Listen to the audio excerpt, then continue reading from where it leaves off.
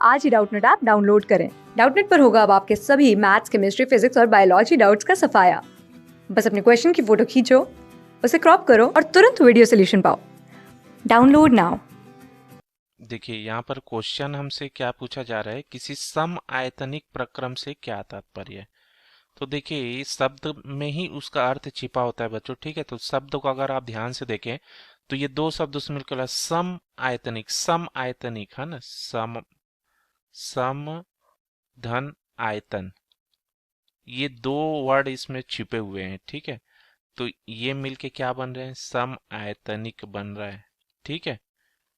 तो ये जो है, ठीक है, नाम से समझ आ रहा है कि जब ऐसा प्रक्रम जिसमें निकाय का जो आयतन है ना वो हमेशा बराबर रहता है, ठीक है, तो समआयतनिक प्रक्रम हो जाता है। या फिर बोल सकते हैं कि ऐसा प्रक्रम जो जिसमें निकाय का आयतन ना तो बढ़ता है ना घटता है, हमेशा नियत बना रहता है, इसी को हम लोग बोलते हैं सम आयतनिक प्रक्रम, ठीक है।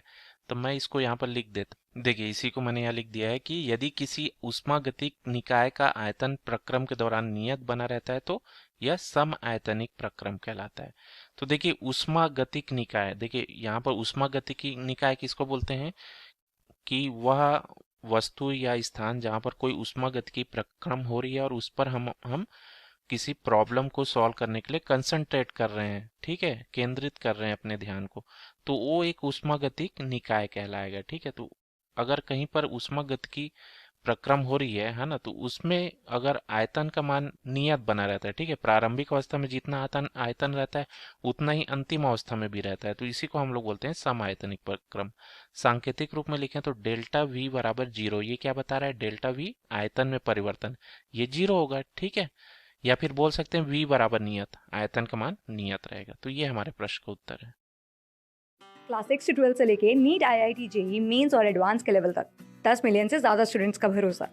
आज ही डाउनलोड करें डाउटनेट ऐप या व्हाट्सएप कीजिए अपने डाउट्स 8400 400 400 पर।